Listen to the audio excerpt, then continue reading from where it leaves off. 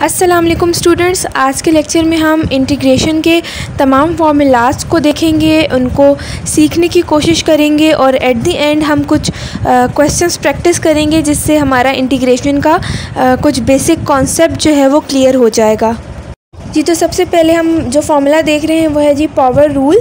तो अगर आप इंटीग्रेशन ले रहे हैं x raise to power n dx, तो आप क्या करेंगे, इंटीग्रेशन का बेसिक कॉन्सेप्ट है जो पावर है उसमें 1 ऐड हो जाता है और पावर +1 डिवाइड भी हो जाता है, प्लस आगे हमेशा आप c यानी कि कांस्टेंट ऐड करते हैं। अब कुछ एग्जाम्पल क्वेश्चन से हम बेहतर तौर पर समझने की कोशिश करते हैं। हमारे पास क्वेश्चन है, इंटीग्रेशन लेनी है x raise to power 8 dx की, तो पावर में 1 ऐड हो गया, 8 + 1 और 8 + 1 ही डिवाइड हो गया, तो x raise to power 9 divided by 9 + c हमारा आंसर आया। इसी तरह अगर आप नेक्स्ट क्वेश्चन देखें, integration of x raise to power 3/2 dx, तो इसमें भी हम सेम वही काम करेंगे। पावर जो कि 3/2 है उसमें 1 ऐड कर देंगे x की पावर में और नीचे डिनोमिनेटर में भी 3/2 + 1 डिवाइड कर देंगे, प्लस c हो जाएगा। और फिर 3/2 + 1 क्या होता है, 5/2 होता है, डिवाइडेड बाय भी 5/2 हो जाएगा, प्लस c इक्वल्स टू, अब जो डिनोमिनेटर वाला 5/2 है उसका जो 2 है वो ऊपर आ जाएगा, तो उसको आप 2x 5/2 डिवाइडेड बाय 5 + c इसका आंसर लिख सकते हैं। अब एक और क्वेश्चन अगर हम देखें, इंटीग्रेशन ऑफ √x dx, तो हमें पता है कि जो अंडर रूट होता है उसको अगर आप पावर की फॉर्म में लिखें तो x रेज़ टू पावर 1/2 हो जाता है, और अगर जैसे कि थर्ड रूट होता है तो x रेज़ टू पावर 1/3 होता है। तो यहाँ पर हम लिख सकते हैं integration of x raise to power 1/2 dx, तो फिर वही काम करेंगे, पावर में 1 ऐड कर देंगे और डिनोमिनेटर में भी 1 ऐड कर देंगे, प्लस c, और फिर हो जाएगा x raise to power 3/2 divided by 3/2 plus c, और अल्टीमेटली जो डिनोमिनेटर का 3/2 में से 2 है वो ऊपर आ जाएगा, तो 2x raise to power 3/2 divided by 3 + c हमारे पास आ जाएगा। जी, अब हम कांस्टेंट रूल का फॉर्मूला देख लेते हैं। हमारे पास अगर इंटीग्रेशन हो किसी भी कांस्टेंट k की dx इक्वल्स टू कैसे हो जाएगा, हम उस कांस्टेंट के साथ x लगा देते हैं प्लस c कांस्टेंट, ठीक है। तो एज एन एग्जांपल अगर हम देखें इंटीग्रेशन ऑफ 1 dx, तो 1x हो जाएगा प्लस कांस्टेंट हो जाएगा।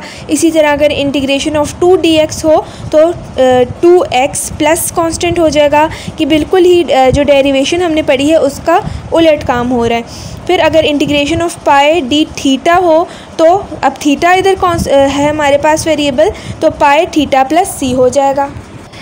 अब इसके बाद कुछ फार्मूलाज हैं जिनको आप मेमोराइज कर लें तो ये आपके लिए ज़्यादा इजी हो जाएगा। जैसे कि हमारे पास अगर integration of sin x dx है तो वो हो जाती है -cos x plus constant c। इसी तरह अगर integration of cos x dx है तो वो हो जाती है sin x प्लस c। और इसी तरह अगर tan x dx की इंटीग्रेशन ले तो वो हो जाती है log of mod of second x plus c, या फिर -log of mod of cos x plus c। अब ये मज़ीद कुछ फार्मूलाज हैं which you have to memorise, जिसमें आ जाता है integration of cosec x dx, integration of second dx, और इसके अलावा integration of cot x dx, और एक बहुत ही simple integration of 1/x dx जो कि आ जाता है log x। इसके बाद हमारे पास आ जाता है exponent rule, integration of a raise to power x dx equals to a raise to power x divided by log of a plus constant. इसी तरह integration of e raise to power x dx equals to e raise to power x divided by log of e plus c equals to e raise to power x divided by 1 भी आप कह सकते हैं, log of e 1 होता है, plus c equals to e raise to power x plus constant ultimately. फिर अगर आपके पास आ जाए integration of 5 raise to power x dx, तो हो जाएगा 5 raise to power x divided by log of 5 plus constant. इसके बाद हमारे पास आ जाती है integration of inverse trigonometric functions. तो ये डिफरेंट फार्मूलाज हैं, तो ये मैं आपके सामने लिख देती हूँ, तो आप नोट भी कर लीजिएगा और आप इनको मेमोराइज़ करने की भी कोशिश कीजिएगा। Integration of 1/1 + x² dx equals to tan inverse of x होता है। इसी तरह इंटीग्रेशन ऑफ 1/√1 - x² dx होता है sin इन्वर्स ऑफ x, जिसको आप अगर नेगेटिव में हो तो -cos इन्वर्स ऑफ x पे भी अप्लाई हो सकता है। फिर integration of 1/x into √x² - 1 dx equals to second inverse of x, which is equals to -cosec inverse of x। Then integration of 1 by x square plus a square dx equals to 1 by a tan inverse of x by a. Integration of 1 by x square minus a square dx equals to 1 by 2a log of mod of x minus a divided by x plus a.